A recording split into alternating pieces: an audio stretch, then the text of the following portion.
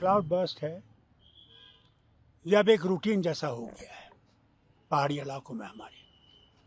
वो उत्तराखंड हो, वहाँ भी आपने देखा कितना नुकसान हुआ था। 400 के करीब ज़ख्मी है और फ़ौरन उनको चाहिए कि हेलीकॉप्टर आ सके। किसी की कमर टूटी है, किसी का बाजू, किसी की टांग, हर किस्म की जो है इंजरीज़ हुई हैं। गांव को काफ़ी नुकसान हुआ है, मंदिर के इलाके में नुकसान हुआ है। और ये कहना कि फ़ाइनल टोल क्या होगा वो अभी कहना आसान नहीं है। कि ये जो ग्लोबल वार्मिंग का मामला है, मैं गुजारिश करूँगा वज़ीर आज़म से कि इसको ज़रा गंभीर से लिया जाए, क्योंकि ये पहाड़ी इलाकों में अब बहुत कॉमन हो गया है। किश्तवाड़ में जो दिलदोज वाक़ा हुआ है, क्लाउड बर्स्ट हुआ, काफ़ी लोगों की जान चली गई है, इसको आप कैसे देखते हैं, कैसे रिएक्ट करेंगे? देखिए, मैं आपसे एक बताऊं आपसे कि बहुत दुखद की खबर है। ये जो क्लाउड बर्स्ट है ये अब एक रूटीन जैसा हो गया है पहाड़ी इलाकों में हमारे। वो उत्तराखंड हो, वहाँ भी आपने देखा कितना नुकसान हुआ था। पिछले साल रामबन में भी हुआ, और इस दफ़ा अब मछेल यात्रा जहाँ होती है उस मंदिर के सामने हुआ है, और लाखों लोग इस यात्रा में जाते हैं।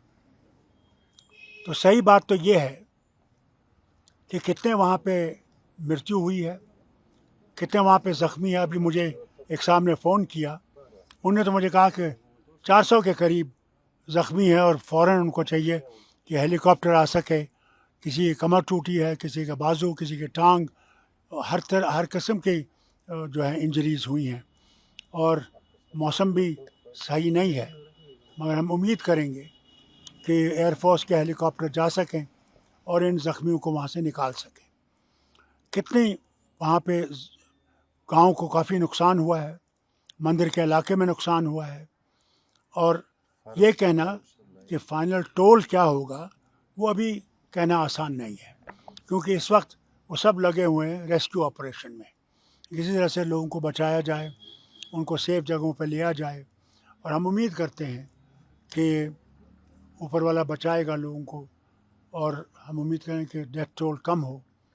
मगर सही खबर आपको मैं समझता हूँ 2-3 घंटों के बाद आएगी, क्योंकि इस वक्त सारे वो वहाँ के गांव के लोग, वहाँ पे जितने भी बाकी अफसर लोग और बाकी मदद करने वाले हैं, वो लगे हुए हैं बचाने में। और मैं उम्मीद करता हूँ कि इनकी मदद से काफ़ी लोग बच जाएंगे।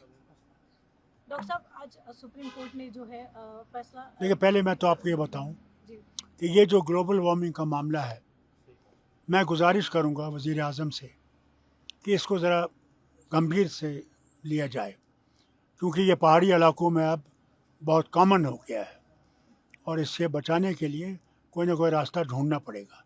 इसलिए मैं इनसे अपील करता हूँ कि ये इस दुखद के वक्त पे हमें इस बात को भी सोचना चाहिए कि आगे इससे हम निजात कैसे पा सकें। डॉक्टर साहब, मैं पूछूं? पूछिए।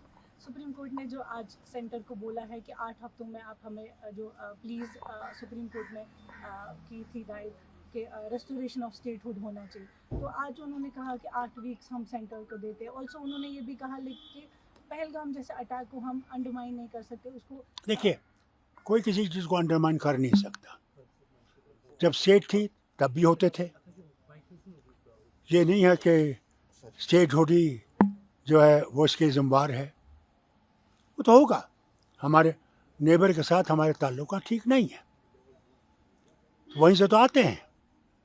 तो इसलिए ये कहना कि स्टेट को स्टेटहुड नहीं देना, वो पहलगाम हुआ है, तो फिर इनको याद रखना चाहिए कि मेरे वक्त में तो कई इंसिडेंट्स हुए, तभी स्टेट थी और हम उनका मुकाबला करते थे। तो ये कहना कि स्टेटहुड हम रोकेंगे या करेंगे, ये गलत है।